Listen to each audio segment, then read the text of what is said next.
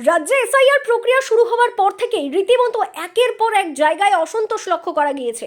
রাজ্যের শাসক দল তৃণমূল বারবার এত কম সময়ের মধ্যেই প্রক্রিয়া শুরু করা এবং শেষ করার বিরোধিতা করে আসছে।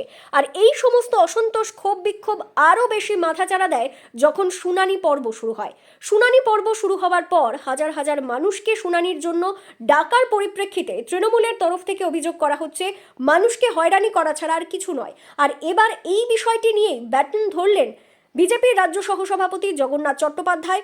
তিনি জানিয়েছেন, যে সকল তথ্য তিনি তুলে ধরেছেন তারপর সাধারণ মানুষই বলুক এই সকল মানুষদের শুনানিতে ডাকা উচিত ছিল না ছিল না। এসআইআর এর লজিক্যাল ডিসক্রিপেন্সি নিয়ে এখন চতুর্দিকে চর্চা চলছে। আপনাদের বীরভূমের গল্পটা একটু জানিয়ে রাখি, এরপরেই বলবেন, আপনারাই বিচার করবেন যে যাদের ডাকা হচ্ছে তাদের হিয়ারিং এ বা শুনানিতে গিয়ে নথিপত্র দেখানো উচিত কি উচিত না।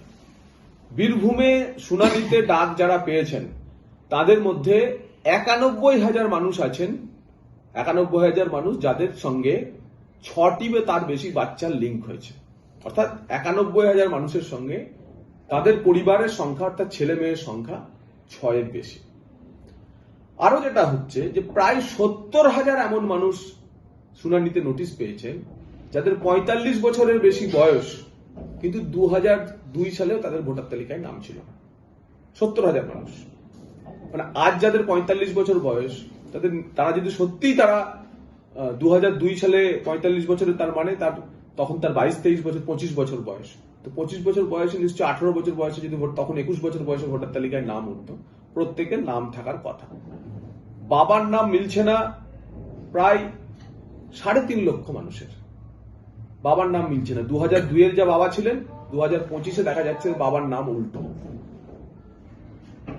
১৫ বছরের ডিফারেন্স, অর্থাৎ মায়ের সঙ্গে ছেলে অথবা বাবার সঙ্গে ছেলে ১৫ বছরের মাত্র ডিফারেন্স, ১৫ বছর বা তার থেকে কম এমন মানুষের সংখ্যা ৪৬,০০০। অর্থাৎ বীরভূমে ৪৬,০০০ এমন ভোটার পাওয়া গেছে যার সঙ্গে তার বাবা হয় ১৫ বছরে বাবা হয়েছে অথবা মা ১৫ বছরে মা হয়ে গেছে। এবং আরো মজার কি বিষয় জানেন, ৫০ বছরের পরেতে বাবা হয়েছেন বা মা হয়েছেন এমন ভোটারের সংখ্যা প্রায় ২৫,০০০।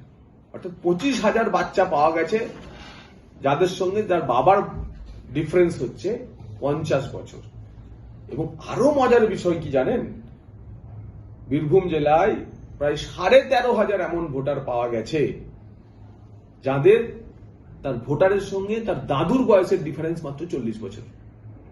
অর্থাৎ ৪০ বছরের একজন মানুষ তার ১৮ বছরের প্রাপ্তবয়স্ক নাতি বা নাতনি ভোটার, এমনও ১৪,০০০ মানুষ আছে। আরো মজার কথা শুনুন, ২০০২ এর সঙ্গে ২০২৫-এ ৫৩,০০০ ভোটার রয়েছেন যাদের সেক্স চেঞ্জ হয়ে গেছে। পুরুষ ছিলেন ২০০২-এ, এখন মহিলা, আগে ছিলেন মহিলা, এখন হয়ে গেছেন পুরুষ।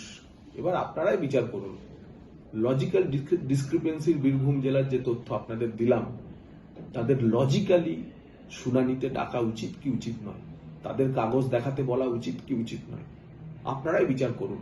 ভোটার তালিকার শুদ্ধিকরণের নামে এই ভুয়ো ভোটার তালিকা কি তৈরি করা উচিত? আপনাদের মতামত জানতে চাই।